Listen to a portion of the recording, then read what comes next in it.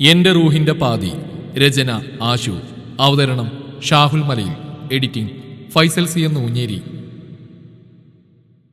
ഇനി മേലിൽ നീ എന്റെ പെണ്ണിനെ വേദനിപ്പിക്കരുത് എന്ന ഡയലോഗിന്റെ കൂടെ വീണ്ടും ഒരടിയുടെ ശബ്ദം കേട്ട് നമ്മൾ കവളിൽ നിന്ന് കൈയെടുത്ത് മുന്നിലേക്ക് നോക്കിയപ്പോൾ ആ എച്ചി നിലത്ത് വീണ് കിടപ്പുണ്ട്. എന്താപ്പോ ഇവിടെ ഉണ്ടായി എന്ന് ചിന്തിച്ച് നമ്മളെ കെട്ടിയത് നോക്കിയപ്പോൾ അവന്റെ കണ്ണുകൾ ദേഷ്യം കൊണ്ട് ചുവന്നിട്ടുണ്ട്. ഞങ്ങൾ നോക്കി നിൽക്കെ പെട്ടെന്ന് അവൻ എച്ചിനെ മുടിക്കുതിൽ പിടിച്ച് എണീപ്പിച്ച് നിർത്തി അവളെ കഴുത്തിൽ പിടിമുറുക്കി. ഷാൽ, അതേടി പുള്ളേ, ഞാൻ തന്നെ. നീ എന്താടി എഴുതിയത്? ഞാൻ വെറും ഉണ്ടാക്കലാണെന്നോ? നിന്റെ പ്ലാനൊന്നും ഞാൻ ഒരിക്കലും അറിയില്ലെന്നോ? നീയൊക്കെ എൻ്റെ അടുത്ത് കുറെ അഭിനയിച്ചല്ലോ. പക്ഷെ നിങ്ങളൊക്കെ ഒരു കാര്യം പറഞ്ഞടി ചൂലേ, ഞാൻ ബെസ്റ്റ് ആക്ടറിനുള്ള അവാർഡ് വാങ്ങിയ ആളാണെന്ന കാര്യം അഭിനയം പഠിപ്പിച്ചെന്ന എൻ്റെ അടുത്താണോ നിന്റെ ഊള അഭിനയം എന്ന് പറഞ്ഞിട്ട് അവനവളെ ശക്തിയെ പിടിച്ചു തള്ളി. നമ്മളിത് കണ്ടിട്ട് ഞെട്ടി അറ്റാക്ക് വന്ന് നിൽക്കുകയാണ്. എന്തൊക്കെയാണ് റബ്ബി ഇവിടെ നടക്കുന്നത്? മിഷുച്ച നേരെ പോയി ആ സാഹിബിനെ ടൈ പിടിച്ചു വലിച്ച് അയാളുടെ മത്തങ്ങ കവിളത്ത് ഒരെണ്ണം പൊട്ടിച്ചു. എന്റെ അക്കൗണ്ട് ചെക്ക് ചെയ്താ ഞാൻ അറിയില്ലെന്ന് തന്തേ മക്കളും കരുതി അല്ലേടാ? നിങ്ങളുടെ പ്ലാനൊക്കെ ഞാൻ നേരത്തെ തന്നെ മനസ്സിലാക്കിയിട്ട് തന്നെയാടോ ഞാൻ ഇവളെ കെട്ടിയതും എന്റെ എല്ലാ സ്വത്തുക്കളും ഇവരുടെ പേരിലേക്ക് മാറ്റിയതും. അവൻ പറഞ്ഞു കേട്ടിട്ട് അയാളല്ല, നമ്മളാണ് ഇവിടെ ഞെട്ടി പണ്ടാരടങ്ങി നിൽക്കുന്നത്. അയാളുടെ വയറ്റിട്ട് ഒരു ചവിട്ട് വെച്ച് കൊടുത്തിട്ട് മിഷൂച്ച നേരെ പോയത് ആ തള്ളയുടെ അടുത്തേക്കാ. എന്റെ ഉമ്മീന്റെ പ്രായമായി പോയി തള്ളേ നിങ്ങൾക്ക്, ഇല്ലെങ്കിൽ നിങ്ങളുടെ ഞാനിന്ന് കാലിതുള്ളി അവനവിടെ ഉണ്ടായിരുന്ന ടേബിൾ മറിച്ചിട്ടു. അത് പോയി വീണത് ജേക്കബിന്റെ കാലുകളിലേക്കും. അവനവിടെ കിടന്ന് പുളയുന്നുണ്ട്. അല്ല, ഇതേതാ ഈ പുതിയ അവതാരം? ഓ, ഇത് നിന്റെ നായരാണല്ലേ? നിങ്ങളുടെ മാരേജ് ഫോട്ടോ ഞാൻ കണ്ടിട്ടുണ്ട് FB-ല്. അത് കേട്ട് നമ്മൾ വീണ്ടും ഞെട്ടി. ലാ ഹൗല, അപ്പൊ മിഷുച്ചെല്ലാം അറിഞ്ഞിട്ട് ഒന്നും അറിയാത്ത പോലെ അഭിനയിച്ചാണോ? ഇതൊക്കെ കേട്ട് നമ്മളും ഷെയ്നും വായും പൊളിച്ച് കൈമലത്തി കാണിച്ചുകൊണ്ട് നിൽക്കുവാണ്. വീണ്ടെടുത്ത് കിടന്ന് ഉള്ളുന്ന ജേക്കബിന്റെ പോസ്റ്റ് നോക്കി അവനൊരൊറ്റ ചവിട്ട് വെച്ച് കൊടുത്തു. ശുഭം. എന്നിട്ട് മിഷുച്ച ഡാനിന്റെ അടുത്തേക്ക് പോയി. അവിടെ മുട്ടൂത്തിയിരുന്നു. ആഹാ, നീ ഇവിടെ കിടക്കുകയാണല്ലേ?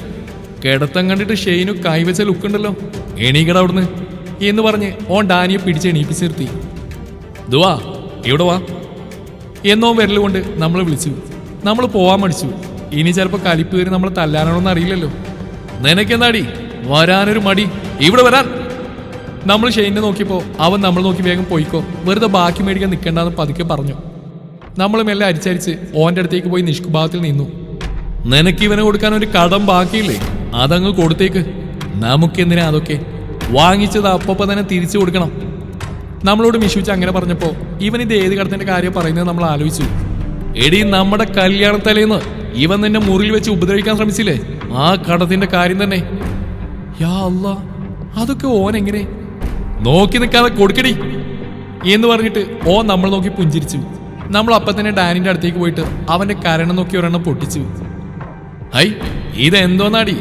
നിന്റെ ഡയലോഗിന്റെ അത്ര പവറൊന്നും ഇല്ലല്ലോ തല്ലിന്. നല്ല പവറിലങ്ങ് കൊടുക്ക്. നമ്മൾ പിന്നെ ഒന്നും നോക്കിയില്ല. കാലുമടക്കി ഒരു തൊഴി വെച്ച് കൊടുത്തു അവന്റെ സെന്ററിൽ തന്നെ. എന്നിട്ട് ഹാപ്പി വിഷു എന്ന് പറഞ്ഞിട്ട് അവിടെ നിന്ന് തുള്ളിച്ചാടി. ഡാനി അപ്പം തന്നെ അവിടെ വീഴുകയും ചെയ്തു. അപ്പം വിഷുച്ച നമ്മുടെ അടുത്തേക്ക് വന്നിട്ട് നമ്മുടെ കയ്യിൽ പിടിച്ച് എച്ചിന്റെ അടുത്തേക്ക് നടന്നു. എന്നിട്ട് അവളെ പിടിച്ചെണീപ്പിച്ച് നിർത്തി. എടി മാർട്ടിന്റെ മോളെ, നീ എന്നോട് കളിച്ച അതേ കളി തന്നെയാ ഞാൻ തിരിച്ചു കളിച്ചത്.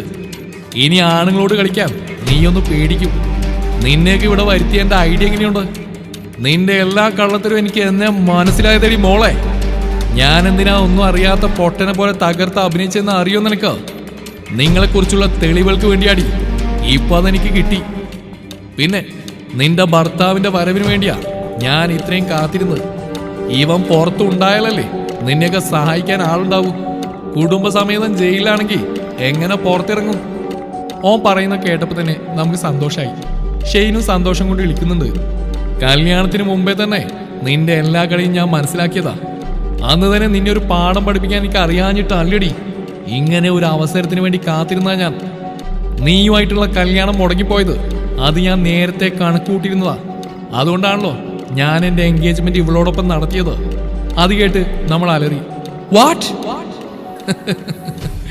ഇപ്പൊ ദുവ മാത്രമല്ല, എല്ലാവരും ഒന്ന് ഞെട്ടിയിട്ടുണ്ട്. കാരണം അമ്മാതിരി അഭിനയല്ലേ ഞാൻ അവർക്ക് മുമ്പിൽ അഭിനയിച്ച്. എല്ലാം എനിക്കറിയായിരുന്നു. അതെങ്ങനെയാണെന്ന് ചോദിച്ചാൽ, കുറച്ച് മാസങ്ങളായിട്ട് ആരൊക്കെയോ എൻ്റെ അക്കൗണ്ട് ചെക്ക് ചെയ്യാറുണ്ടെന്ന് ബാങ്ക് മാനേജർ എന്നെ വിളിച്ച് പറയാറുണ്ടായിരുന്നു. അപ്പോൾ തന്നെ ഞാൻ അയാളോട് അവരുടെ ഫുൾ ഡീറ്റെയിൽസും കണ്ടെത്താൻ പറഞ്ഞു. അങ്ങനെ അയാൾ അന്വേഷിച്ച് എന്നെ വിളിച്ച് പറഞ്ഞത് ഷാനിയും ഫാമിലിയാണെന്നാണ്. അവർക്കെന്തിനാ അപ്പം അതെന്ന് ഞാൻ ചിന്തിച്ചെങ്കിലും അവർക്ക് കൂടി ചില കള്ള വിൽപ്പത്രം തയ്യാറാക്കിയപ്പോഴാണ് ഞാനതിൻ്റെ കാരണം അറിഞ്ഞത്. അവർക്ക് വേണ്ടത് എന്നെ അല്ലെന്നും എൻ്റെ മുഴുവൻ പ്രോപ്പർട്ടിയാണെന്നും. അന്ന് തൊട്ട് ഞാൻ ഷാനയെ വെറുക്കാൻ തുടങ്ങിയിരുന്നു. അവൾ എൻ്റെ മുമ്പിൽ അഭിനയിക്കുന്ന അറിഞ്ഞപ്പോൾ എനിക്ക് അവളെ കൊല്ലാനാണ് തോന്നിയത്. ഞാൻ അവളെ ആത്മാർത്ഥമായിട്ട് തന്നെയാണ് സ്നേഹിച്ചത്. പക്ഷെ അവളുടെ സ്നേഹത്തിന് പുറകുള്ള ചതി, അതുമാത്രം ഞാൻ ക്ഷമിക്കില്ല. ഒന്നും അറിയാത്തവനെ പോലെ ഞാൻ എല്ലാം നോക്കിക്കായിരുന്നു ഇതുവരെ, എവിടം വരെ പോകുമെന്നറിയാൻ. സത്യം മനസ്സിലാക്കിയ സമയത്താണ് ഞാൻ ഈ വീട് ഷെയ്നിൻ്റെ പേരിൽ എഴുതിയത്. ജിനുവിൻ്റെ പേരിലും ഉമ്മീൻ്റെ പേരിലും ഉണ്ടായിരുന്ന സ്വത്തുക്കൾ ഞാൻ എൻ്റെ പേരിലേക്ക് മാറ്റി. ഇല്ലെങ്കിൽ അതൊക്കെ പണ്ടേ ഇവരൊക്കെ തട്ടിയെടുത്തേനെ. പിന്നീടൊരു ദിവസം ഞാൻ വേറെ സത്യം എൻ്റെ ഒരു ഫ്രണ്ട് വഴി അറിഞ്ഞു. ഷാനയുടെ കല്യാണം ജേക്കബ് എന്ന പേരിൽ ഒരുത്തൻ്റെ കൂടെ കഴിഞ്ഞെന്ന് ഫോട്ടോസും കണ്ടു. എന്തോ അതറിഞ്ഞിട്ട് അന്ന് എനിക്ക് ഒട്ടും സങ്കടം തോന്നിയില്ല, പകരം സന്തോഷമായിരുന്നു. കുറച്ച് മാസങ്ങൾ കഴിഞ്ഞപ്പോഴാണ് ഷാന നാട്ടിലേക്ക് വന്നത്. അവരുടെ കൂടെ തന്നെ ദുബായും വന്നത് ജിനു പറഞ്ഞിട്ട് എനിക്കറിയാം. അന്ന് റോഡിൽ വെച്ചൊരു കുട്ടിക്ക് വേണ്ടി വാദിച്ച ആ പെൺകുട്ടി ദുബായാണെന്ന് ഇവിടുന്ന് അവളുടെ സൗണ്ട് കേട്ടപ്പോൾ തന്നെ എനിക്ക് മനസ്സിലായതാ. അവളെ ഫസ്റ്റ് ടൈം കണ്ടപ്പോൾ തന്നെ എനിക്കെന്തോ അവളെ നല്ല പരിചയമുള്ള പോലെ തോന്നി. അപ്പോഴേക്കും ഞാൻ ജീവിതത്തിൽ അഭിനയിക്കുകയായിരുന്നു. എൻഗേജ്മെന്റ് ചെറിയ രീതിയിൽ നടത്താമെന്ന് ആ സാഹിബ് തന്നെ പറഞ്ഞപ്പോൾ എതിർത്ത് ഒരു അക്ഷരം പോലും പറയാത്തത് അതൊക്കെ എൻ്റെ അഭിനയതുകൊണ്ട് മാത്രമാണ്. അന്ന് ആ രാത്രിയിൽ അറിഞ്ഞുകൊണ്ട് തന്നെയാണ് ദുബൈയുടെ കയ്യിൽ ഞാൻ ആ റിങ്ങിട്ടത്. ഷാന എന്നോട് ഒരിക്കലും പറഞ്ഞിട്ടില്ല കൃത്യം 12 മണിക്ക് വന്ന് റിങ്ങിട്ട് തരണമെന്ന്.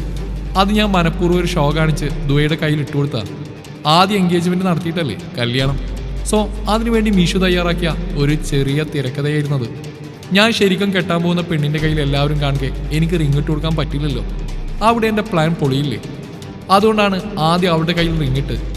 ആദ്യം സ്നേഹചുംബനം കൊടുത്തതും അറിഞ്ഞുകൊണ്ട് തന്നെയാണ്. പിറ്റേ ദിവസം ഷാനയുടെ കയ്യിൽ റിങ്ങിട്ട് കൊടുക്കുമ്പോൾ അതൊരു അഭിനയമായിട്ട് മാത്രമേ ഞാൻ കണ്ടിട്ടുള്ളൂ. ഇനി പ്രധാന കാര്യം, അന്ന് ഞാൻ കല്യാണത്തിന് സമ്മതിച്ച് മാമാസിൻ്റെ നിർബന്ധം കൊണ്ടൊന്നും അല്ല കേട്ടോ, അതും എൻ്റെ പ്ലാനായിരുന്നു. അതൊക്കെ ഞാൻ നേരത്തെ മുൻകൂട്ടി കണ്ടതാ. കല്യാണത്തലേയും ദുവാനെ ഡാനി ഉപദ്രവിക്കാൻ ശ്രമിച്ചതും ഓടി വന്നവൾ എന്നെ കെട്ടിപ്പിടിച്ചൊക്കെ എനിക്കറിയാം. അന്ന് ആ മുറിയിലെ കർട്ടൻ്റെ പിന്നിൽ ഡാനിയെ ഞാൻ കണ്ടിട്ടും അവിടെയൊന്നും ആരില്ലെന്ന് അവളോട് പറഞ്ഞത് അവരുടെ പ്ലാൻ പോലെ മുന്നോട്ട് പോട്ടെ എന്ന് കരുതിയിട്ടാ. അന്ന് അവനിട്ടൊന്ന് പൊട്ടിക്കാൻ എൻ്റെ കൈ തരിച്ചു വന്നതായിരുന്നു. പിന്നെ ഞാൻ സാഹചര്യം ഒത്തു വരുമ്പോൾ കൊടുക്കാൻ ഓങ്ങി വെച്ചു. അവരെക്കുറിച്ചുള്ള സത്യങ്ങൾ ദുവ മനസ്സിലാക്കിയതും എനിക്കറിയായിരുന്നു. 4നെയും പിടിച്ച് പോലീസിൽ ഏൽപ്പിക്കാനായിരുന്നു എൻ്റെ പ്ലാന്. പക്ഷേ അതിനിടയിൽ അവർ രക്ഷപ്പെട്ടു. പിന്നീട് ആലോചിച്ചപ്പോൾ അത് എന്തുകൊണ്ട് നന്നായെന്ന് എനിക്ക് തോന്നി. കാരണം ജേക്കബ് എന്ന ആള് അപ്പോഴും എത്തിയിട്ടില്ലായിരുന്നു. അവരടിച്ച നാണയത്തിൻ്റെ മറുവശം കൊണ്ട് തിരിച്ചടിച്ച് അവരെ വീണ്ടും ഇങ്ങോട്ട് വരുത്തിക്കണമെന്ന് എൻ്റെ വാശിയായിരുന്നു. അതിനുവേണ്ടിയാണ് ഞാൻ ഓരോ ദിവസവും FBയിൽ ഷാന ഐ മിസ് യു എന്ന് പോസ്റ്റ് ഇട്ടുകൊണ്ടിരുന്നത്. അതിൻ്റെ ഒരു പേഴ്സണൽ അക്കൗണ്ടായിരുന്നു, അവൾക്ക് മാത്രം അറിയുന്ന അക്കൗണ്ട്. അതൊക്കെ അവൾ കാണുമെന്നും ഞാൻ അവൾ ഇപ്പോഴും വെയിറ്റിംഗ് ആണെന്ന് അവൾ തെറ്റിദ്ധരിക്കുന്നു എനിക്ക് ഉറപ്പായിരുന്നു. ഞാൻ വിചാരിച്ച പോലെ തന്നെ അവൾ എന്നെ തേടി തിരിച്ചു വന്നു. അല്ല, എൻ്റെ സ്വത്തുക്കളെ തേടി വരുമെന്ന് എനിക്കറിയാം. അതിനാണല്ലോ ഞാൻ കാത്തിരുന്നത്. അടുത്ത ഊഴം അവളുടെ ഫാമിലിയാണ്. അത് അവളെ കൊണ്ട് തന്നെ വരുത്തിക്കുമെന്ന് കരുതി കൂട്ടി തന്നെയാണ് കല്യാണ നാടൻ കളിച്ച് ഞാൻ അവരെ ഇങ്ങോട്ട് വരുത്തിയത്. എല്ലാം ഞാൻ പ്ലാൻ ചെയ്ത പോലെ തന്നെ നടന്നു. അതിനുശേഷമുള്ളതും എനിക്കറിയാം. കാരണം ഈ വീടിൻ്റെ ഓരോ മുക്കിലും മൂലയിലും ഞാൻ ക്യാമറ കണ്ണുകൾ ഫിറ്റ് ചെയ്തു. അങ്ങനെ ഒരു സംഭവം ഇതിനു മുമ്പ് ഇവിടെ ഇല്ലാതിരുന്നുകൊണ്ട് അവർ പെട്ടെന്നൊന്നും ക്യാമറയെക്കുറിച്ച് ചിന്തിക്കില്ല. പിന്നീട് ഇവിടെ നടന്ന പലതും ഞാൻ മുറിയിലിരുന്ന് കാണുകയായിരുന്നു. ഇതൊന്നും അവർക്കെന്നല്ല, ഷെയ്നിന് പോലും അറിയില്ല. ജേക്കബ് ഇങ്ങോട്ട് വന്നതും ഈ രഹസ്യമുറിയിൽ താമസം തുടങ്ങിയതൊക്കെ എനിക്കറിയാം. മുറിയിലേക്ക് പോകുന്ന ദ്വാനെ പിടിച്ച് ഇങ്ങോട്ട് കൊണ്ടുവന്നും അവളെ തള്ളിയിട്ടുമെല്ലാം ഞാൻ കാണുന്നുണ്ടായിരുന്നു. ഓം പറഞ്ഞ ഓരോ കാര്യങ്ങളും കേട്ടിട്ട് നമ്മൾ ഷെയ്നും കിളിപോയി നിൽക്കുവാണ്. ബാക്കി എന്തെങ്കിലും പറയാനുണ്ടെങ്കിൽ പിന്നെ പറയാം, ഇപ്പൊ തീരെ സമയമില്ല. അതുകൊണ്ട് നിനക്ക് ഇവരോട് എന്തെങ്കിലും പറയാനുണ്ടെങ്കിൽ വേഗം പറഞ്ഞോ. ഓൻ അങ്ങനെ പറഞ്ഞപ്പോൾ നമ്മൾ എച്ചിൻ്റെ അടുത്തേക്ക് പോയി. എന്നിട്ട് നേരത്തെ അവള് നമുക്ക് അന്ന് തിരിച്ചു കൊടുത്തു. ഇതെന്തിനാണെന്ന് അറിയോ എച്ചി? മിഷുച്ചാന്റെ ചരിത്രം തിരുത്തിയതിന്. മനസ്സിലായില്ലേ? മിഷുച്ച ഇന്നേ വരെ ഒരു പെണ്ണിന്റെ നേരെയും കയ്യുയർത്തിയ ചരിത്രം ഉണ്ടായിട്ടില്ലെന്ന് ജിനുവിനോട് പറഞ്ഞിട്ടുണ്ട്. ആ ചരിത്രം തിരുത്തുന്ന ആദ്യത്തെ പെണ്ണ് ഞാനാവണമെന്ന് എനിക്ക് നല്ല ആഗ്രഹം ഉണ്ടായിരുന്നു. മൂപ്പരെ കയ്യിൽ നിന്ന് ഒരെണ്ണം കിട്ടാൻ ഞാൻ പഠിച്ച പണി 18 പയറ്റി നോക്കിയതാ. എന്നിട്ട് അത് കിട്ടിയത് നിനക്കും. അതിനു വേണ്ടിയാ നിനക്കിപ്പോൾ ഞാനീ തന്നത്. ദാ ഷെയ്നു, എൻ്റെ ഫോണിൽ SI രഘുറാം എന്നൊരു കോൺടാക്റ്റ് ഉണ്ട്, അതിലേക്ക് വിളിക്കടാ എന്ന് പറഞ്ഞിട്ട് ഓൻ ഷെയ്നിൻ്റെ നേരെ ഫോൺ വലിച്ചെറിഞ്ഞു. അപ്പോൾ തന്നെ ഷെയ്ൻ അത് ക്യാച്ച് ചെയ്തിട്ട് ആ നമ്പറിൽ വിളിച്ച് ഇങ്ങോട്ട് വരാൻ പറഞ്ഞു. കുറച്ച് കഴിഞ്ഞപ്പോൾ വനിതാ പോലീസ് അടക്കം എല്ലാവരും എത്തി ബോണ്ടകളൊക്കെ തൂക്കിയെടുത്തുകൊണ്ട് പോയി. ഉമ്മി ഇതൊക്കെ കണ്ടിട്ട് അന്തം വിട്ട് നിൽക്കുകയാണ് നമ്മളെപ്പോലെ. ഷെയ്ന് ഉമ്മിയെ കണ്ടിട്ട് മുറിയിൽ കയറി ഒളിച്ചു. ബോണ്ടുകളെയും കൊണ്ട് പോലീസ് വണ്ടി കോമ്പൗണ്ട് കടന്നപ്പോൾ മിഷുച്ച നമ്മുടെ നേരെ തിരിഞ്ഞു. നമ്മളപ്പോൾ എന്താണെന്ന രീതിയിൽ ഓനെ നോക്കി. അപ്പോൾ എല്ലാം ശുഭം എന്ന് പറഞ്ഞ് അവനൊരു നെടുവീർപ്പിട്ടു. എന്താടാ മിഷു ഇതൊക്കെ? കേട്ടതൊക്കെ നേരാണോടാ? അതെ ഉമ്മി, ചതിച്ചത് ആരായാലും മിഷു ഒരിക്കലും അവരോട് ക്ഷമിക്കില്ല. അത് കൂടപ്പിറപ്പാണെങ്കിലും ശരി. ഇത് നമ്മൾ നോക്കി എന്തിനാ പറയുന്നതെന്ന് നമ്മൾ ചിന്തിച്ചു. എനിക്കിവളോടൊരു കാര്യം ചോദിക്കാനുണ്ട്. എന്ന് പറഞ്ഞിട്ട് നമ്മളടുത്തേക്ക് വന്നപ്പോൾ നമ്മൾ മുകളിലേക്ക് നോക്കി. അപ്പം മുകളിൽ ഷെയ്നും ജിനുവും നമ്മൾ നോക്കി കണക്കായി പോയി. അങ്ങനെ തന്നെ വേണമെന്ന് പറഞ്ഞ് ഇളിച്ചോണ്ടിരുന്നു തെണ്ടികൾ. ഇനി എന്താണാവോ ഓന് നമ്മളോട് ചോദിക്കാനുള്ളത്, അതും ഈ 2 മണിക്ക്. കണ്ടല്ലോ എൻ്റെ ജീവിതത്തിൽ എന്തൊക്കെയാണ് നടക്കുന്നതെന്ന്. ഇതുവരെ നടന്നു വെച്ച് നോക്കുമ്പോൾ ഇതൊന്നും ഒന്നുമല്ല. ചിലപ്പോൾ ഇതിനേക്കാൾ വലിയ പ്രശ്നങ്ങളൊക്കെ നടന്നെന്ന് വരും. അതൊക്കെ കണ്ട ചിലപ്പോൾ നിന്നെ കൊണ്ട് പിടിച്ചെടുക്കാൻ പറ്റിയെന്ന് വരില്ല. എല്ലാം സഹിക്കാൻ കഴിയുമെങ്കിൽ, അതിനുള്ള ക്ഷമയും ധൈര്യവും നിനക്കുണ്ടെങ്കിൽ, നിനക്ക് എൻ്റെ കൂടെ എൻ്റെ ഭാര്യയായി എൻ്റെ കുഞ്ഞുങ്ങളുടെ ഉമ്മയായി ഇവിടെ ജീവിക്കാം. സമ്മതാണോ? Say yes or no? പടച്ചോനെ, ഇവനിത് എന്തൊക്കെയായി ചോദിക്കുന്നേ? ക്ഷമ അത് എന്താണെന്ന് നമുക്ക് ഒട്ടും അറിയില്ല. ധൈര്യം അത് നമുക്ക് ഇഷ്ടം പോലെ ഉണ്ടല്ലോ. അല്ല, ഇവനെന്തിനാ ഇപ്പം ഇങ്ങനെയൊക്കെ ചോദിക്കുന്നേ? പറ, നിനക്ക് എൻ്റെ കൂടെ ജീവിക്കണോ വേണ്ടയോ? നിന്റെ തീരുമാനം പോലെ ഇരിക്കും എൻ്റെ അടുത്ത നീക്കം. നമ്മൾ ഉമ്മിയെ നോക്കി. മൂപ്പത്തി നമ്മൾ മറുപടിക്ക് വേണ്ടി കാത്തു നിൽക്കുകയാണ്. ജിനുവും ഷെയ്നും കൂടി മുകളിൽ നിന്നിട്ട് യെസ് പറയുന്നൊക്കെ പറയുന്നുണ്ട്. യെസ് പറയണോ? ഏയ് വേണ്ട. നോ പറഞ്ഞാലോ? നോ പറഞ്ഞോ നമ്മളിവിടുന്ന് പറഞ്ഞു വിടുമോ? എന്താ ഇപ്പോൾ പറയുക? നമ്മളൊന്ന് കണ്ണടച്ചു പിടിച്ച് ശ്വാസം വലിച്ചു വിട്ടു. എല്ലാവരും നമ്മളെ മറുപടിക്ക് വേണ്ടി വെയിറ്റിംഗ് ആണ്. അവളോട് അത്രയും പറഞ്ഞിട്ട് ഞാൻ അവളുടെ മറുപടിക്ക് വേണ്ടി കാത്തു നിന്നു. ഉമ്മിയും ജിനുവും ഷെയ്നും ഒക്കെ അവൾ എന്താ പറയാൻ പോണേന്ന് നോക്കി നിൽക്കലാണ്. എനിക്കറിയാം അവൾ മറുപടി തരാൻ പോകുന്നില്ലെന്ന്. അതിനുവേണ്ടിയുള്ള കളിയൊക്കെ പെണ്ണ് ഇപ്പോൾ തന്നെ കളിച്ച് തുടങ്ങിയിട്ടുണ്ട്. മനസ്സിലായില്ലല്ലേ? നിങ്ങൾ തന്നെ കണ്ടോ എന്താണെന്ന്. ഞാൻ അവളെ തന്നെ ഫോക്കസ് ചെയ്തുകൊണ്ട് അങ്ങനെ നിന്നു. അപ്പം അവൾ എന്നെ ഒന്ന് ഇടം കണ്ടിട്ട് നോക്കിയ ശേഷം വിരല് പൊട്ടിക്കാൻ തുടങ്ങി. ആ പരിപാടി നിർത്തിയിട്ട് പെട്ടെന്ന് അവൾ അവളുടെ കയ്യിലേക്ക് നോക്കിയിട്ട് മോങ്ങാൻ തുടങ്ങി. അയ്യോ ദേ ചോര, ഉമ്മി ദേ എൻ്റെ കൈ, എനിക്ക് തല കറങ്ങുന്നു. അത്രയും പറഞ്ഞിട്ട് പെണ്ണ് ബോധം പോയതുപോലെ അഭിനയിച്ചിട്ട് വീഴാൻ നിന്നു. ഞാൻ പോയി അവളെ താങ്ങി പിടിച്ചു. ഇതൊക്കെ കണ്ടിട്ട് എൻ്റെ പാവ ഉമ്മി വിശ്വസിച്ചിട്ടുണ്ട്. എന്താടാ എൻ്റെ മോൾക്ക് പറ്റിയേ? അവിടെ കൈ എങ്ങനെയാ മുറിഞ്ഞേ? ഒന്നുമില്ല ഉമ്മി, നിങ്ങൾ വെറുതെ ടെൻഷൻ ആവണ്ട. നിങ്ങൾ പോയി കിടന്നോളി, നമുക്ക് നാളെ സംസാരിക്കാം. വേണ്ട, മോൾക്ക് എന്താ പറ്റിയേ? ഞാനും കൂടി വരാം മുറിയിലേക്ക്. എൻ്റെ പൊന്നുമ്മി, നിങ്ങൾ വെറുതെ സ്റ്റെപ്പ് കയറിയിട്ട് ഇല്ലാത്ത അസുഖം വരുത്തി വെക്കണ്ട കേട്ടോ. ഇതൊക്കെ ഞാൻ നോക്കിക്കൊണ്ട് നിങ്ങൾ പോയി കിടന്നോളി. അത് കേട്ട് ഉമ്മി മനസ്സില്ലാ മനസ്സോടെ മുറിയിലേക്ക് പോയി. പെണ്ണ് ഇപ്പോഴും മുടിഞ്ഞ അഭിനയം. ശരിയാക്കി തരാം. ഞാൻ അവളെ കോരിയെടുത്ത് മുറിയിലേക്ക് നടന്നു. അവളുടെ മുഖത്തേക്ക് നോക്കിയപ്പോൾ ബോധം പോയ ആൾ എന്നെ മുറുക്കി പിടിച്ച് കിടപ്പാണ്. മുകളിലെത്തിയപ്പോൾ ഷെയ്നുവിൻ്റെയും ചിനുവിൻ്റെയും പൊടി പോലും ഉണ്ടായിരുന്നില്ല. ഈ വറ്റകൾ ഇതിനിടയിൽ എവിടെ പോയി? കൂടുതൽ ആലോചിച്ച് നിൽക്കാതെ ഈ അമ്മിക്കുട്ടിയെ കൊണ്ടുപോയി കിടത്തട്ടെ, ഇല്ലെങ്കിൽ എൻ്റെ നടുവിന് പണി കിട്ടും. അവളെ കൊണ്ടുപോയി ബെഡിൽ കിടത്തിയിട്ട് ഞാനൊന്ന് നടുതി നിർത്തി. എന്നിട്ട് തലചരിച്ച് അവൾ നോക്കിയപ്പോൾ പെണ്ണ് ശ്വാസം പോലും വിടുന്ന കാണാനില്ല. മതിയടി നിന്റെ ഒടുക്കത്തെ അഭിനയം, ആരെ കാണിക്കാനിരിപ്പോ?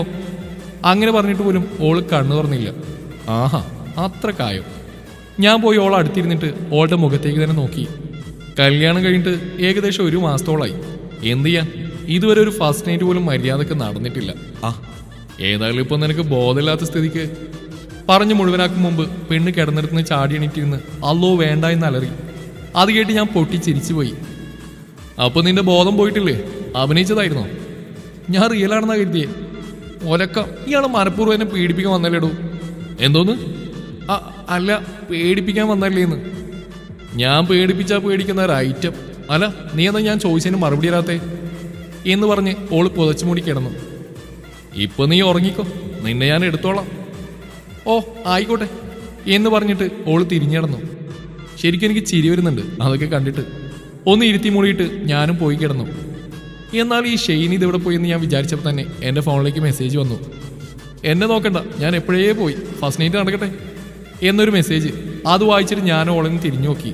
പെണ്ണ് പോത്തുപോലെ കിടന്നുറങ്ങുന്നുണ്ട്. അപ്പോൾ തന്നെ ഞാൻ ഷെയ്നിന് റിപ്ലൈ അയച്ചു, ഉദാ കവ എന്ന്. അപ്പോൾ ആ തെണ്ടി പൊട്ടിച്ചിരിക്കുന്ന ഇമോജി എനിക്ക് തിരിച്ചയച്ചു, അതും കോടിക്കണക്കിന്. വെച്ചിട്ട് പോടാ പുള്ളേ എന്നൊരു വോയിസ് അയച്ചപ്പോൾ തന്നെ ചെക്ക് നിർത്തിയിട്ട് പോയി. അല്ല പിന്നെ രോദനം, ഒരു ഭർത്താവിൻ്റെ രോദനം. കയറുകൊണ്ട് കെട്ടിയ കാരണം ഓളെ കൈയൊക്കെ മുറിഞ്ഞിട്ടുണ്ട്. ഫസ്റ്റ് എയ്ഡ് ബോക്സ് കൊണ്ടുവന്നിട്ട് ഞാൻ ആ മുറിയിൽ മരുന്ന് വെച്ച് കൊടുത്തു. പെട്ടെന്ന് അവൾ എൻ്റെ കയ്യിൽ മുറുക്കി പിടിച്ച് എന്തൊക്കെയോ പിച്ചുമ്പയും പറയാൻ തുടങ്ങി. ദുവാ ദുവാ. ഞാൻ അവളെ പതുക്കി വിളിച്ചപ്പോൾ പെണ്ണ് ഉറക്കത്തിൽ പുഞ്ചിരിച്ചു. മീഷുച്ച, ഐ മിസ് യു. അത്രയും പറഞ്ഞിട്ട് ഒന്ന് പുഞ്ചിരിച്ച ശേഷം ഓള് കൂർക്കം വലിക്കാൻ തുടങ്ങി.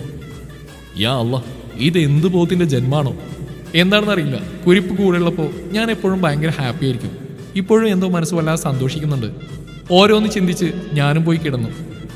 ഇനി മുതൽ ഞാൻ പുതിയ ഒരാളായിരിക്കും. ഓളെന്നല്ല, ആരും ഇതുവരെ കാണാത്ത ഒരാൾ. Just wait and see.